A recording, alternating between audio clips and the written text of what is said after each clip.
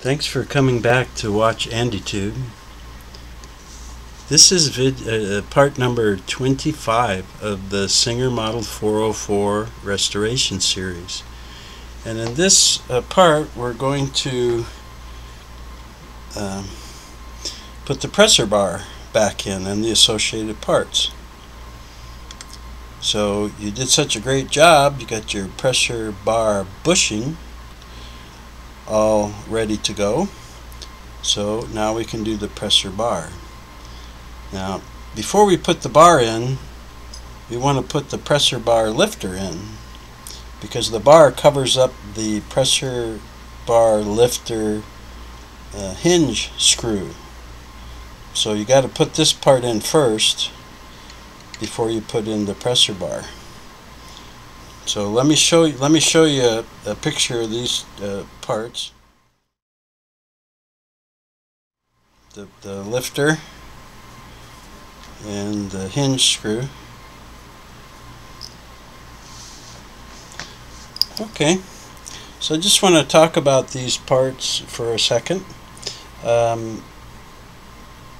may have mentioned this before, but it's called a hinge screw because there's threads on it. That's the screw part, but there's the smooth part without any threads, and that's the hinge part. So when you put the screw in, you deadhead it in, you put it in all the way, but the actual lifter rests on that smooth part so that it can be lifted up and down or hinged. And on the pressure bar lifter, on the back side, you can see this raised post here, and that is to go underneath the tension releasing lever. So when you raise the lifter, it raises this end of the lever, which rocks the other end against the spring and pushes on your tension pin inside your thread tension unit. So when you put this in, to be sure that you get this pin underneath the lever, just put it in low. Just put it down here at the bottom, and then slide it up like that. So line up the holes. Oh, by the way, I put a little oil in there, a little dab of oil, almost forgot. So come in with your pressure bar lifter low like that, and then just line that up, and you're going to put this screw in and tighten it. So I'm going to block your view while I do that. So if you don't want to see like my hands or elbows or something, just look away for a moment. Cover your kids' eyes. Whoop. Or you can watch me fumble around with these fiddly parts and have a good laugh. If you need a laugh today. There, I think I got it. I get the screwdriver on there and direct it in there. So by going in low and keeping the lever down in the back, you'll end up with that pin on the back underneath the tension releasing lever. My golly, I think I got it in there. Hey, so like I said, this you deadhead this one. You put it in all the way and tighten it good. Tighten it very firm, because when you sew, you know, you're lifting that lever all the time. There. So let's see how we did. So right at this point, that pin is going up against the tension releasing lever, and we can see we did good because it rocks back and forth. Yay. Very good. Good job. Okay. Now Let me show you a picture of these other parts while I gather them all up here.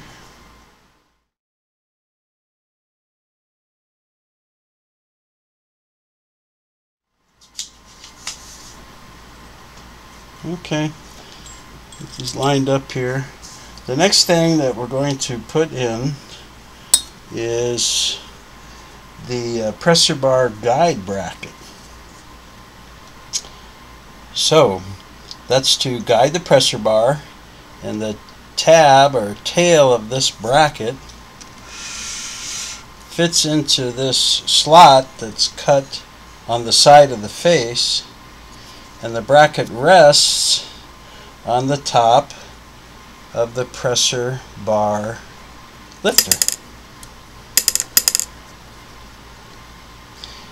And eventually, because your pressure bar goes through here and is held in place by the pressure bar guide bracket set screw that's in there, right? That's what lifts the pressure bar up and down.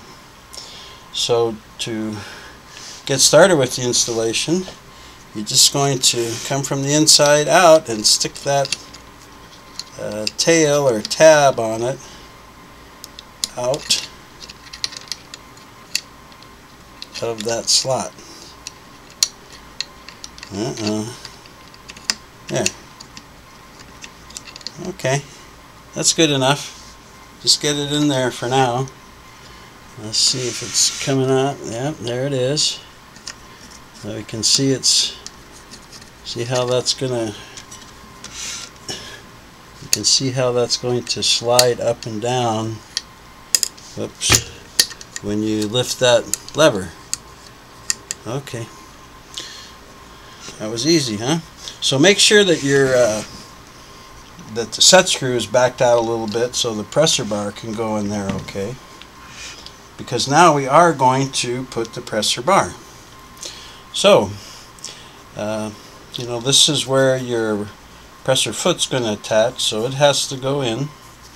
Even though it's tempting to hold that like a handle and put it in like this, it won't do you any good. So put that part in first, and we're just going to come right up to the top hole and then down through the guide bracket and into the pressure bar bushing like that.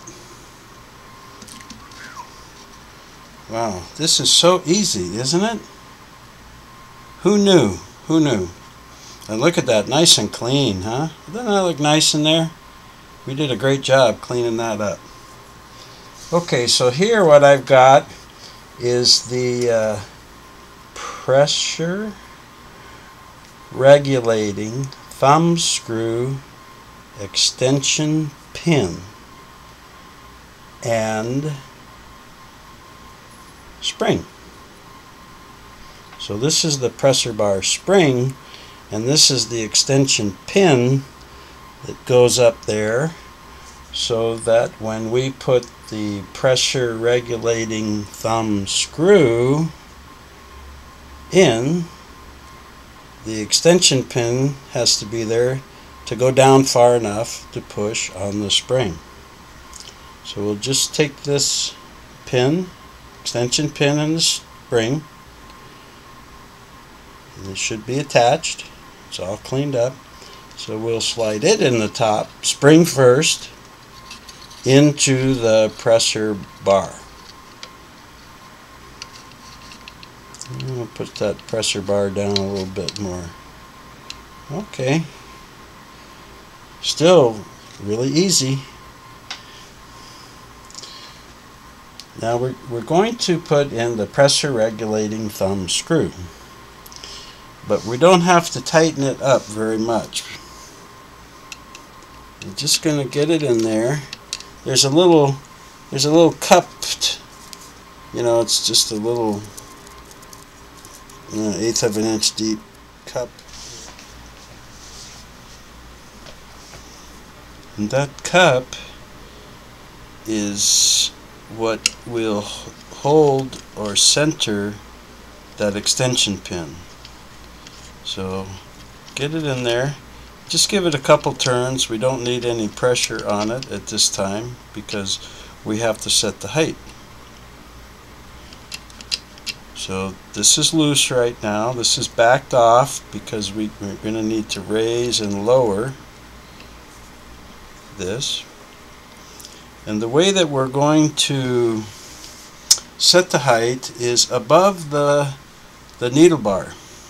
So I've used my throat plate position bracket to move the lever left to unlock the clamps so that I can slide in my needle plate. Now you notice I don't have the feed dogs or bobbin or anything like that because we need to set the height of the pressure bar from the top of the needle plate. So we'll slide our needle plate in there. We'll go to the middle position and make sure it's lined up good and even.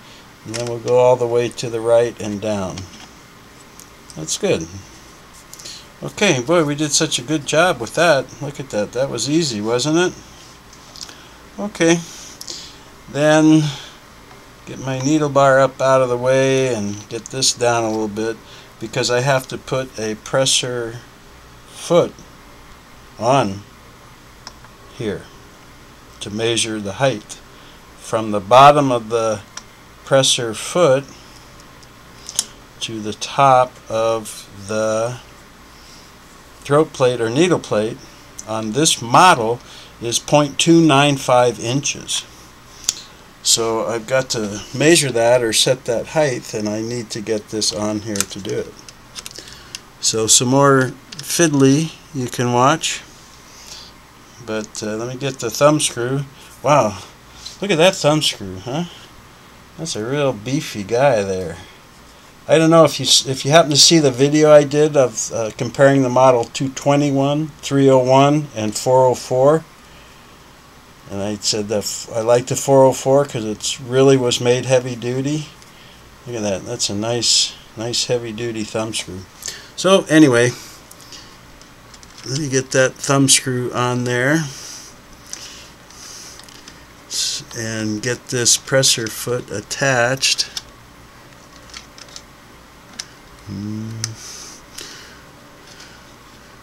So how's the weather today where you're at, huh?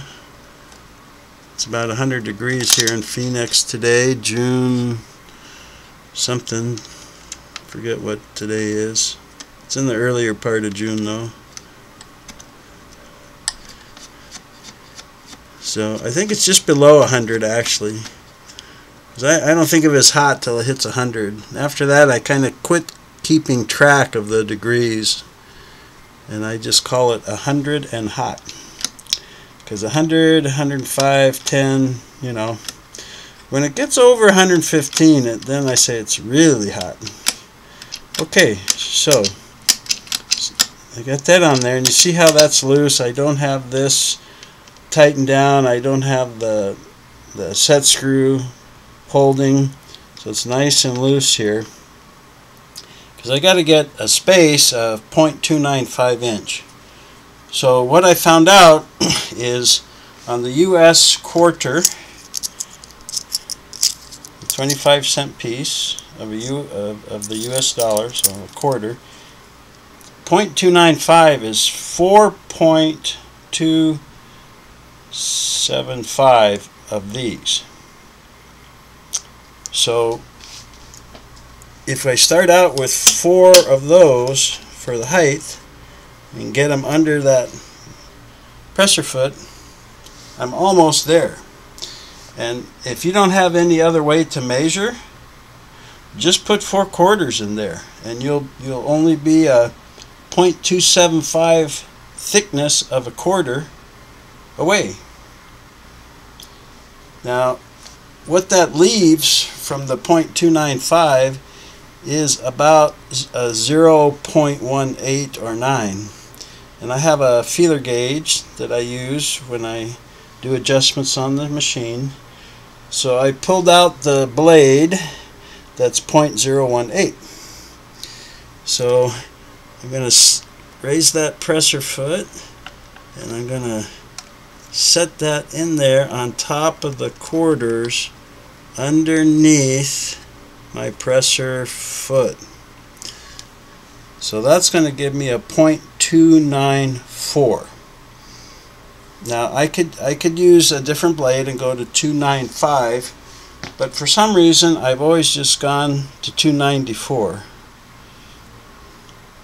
But feel free to use a 0.19 and 4/4 and set it exactly at 0.295. And I guess I do that a little tiny bit lower because I'm using vintage presser feet and they might be a little bit worn or something, so I'll give myself a little leeway.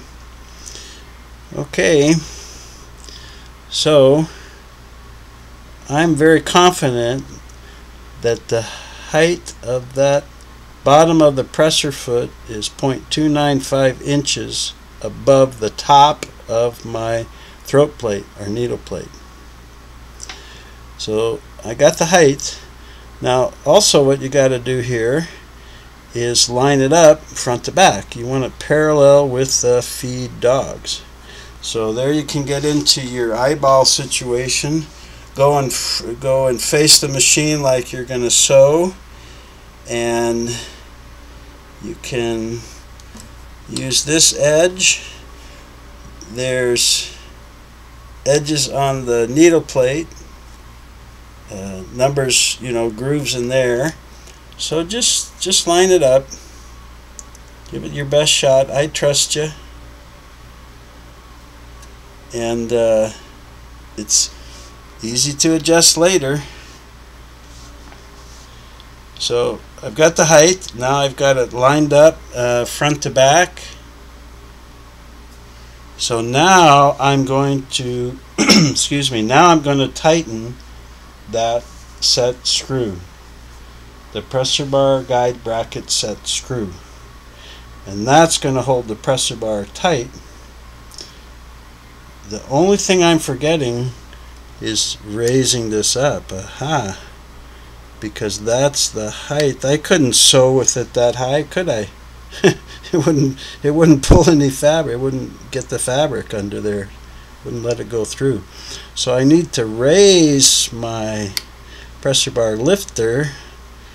Well, that was a duh moment, huh? Now I still have my height. I've got my foot lined up front to back.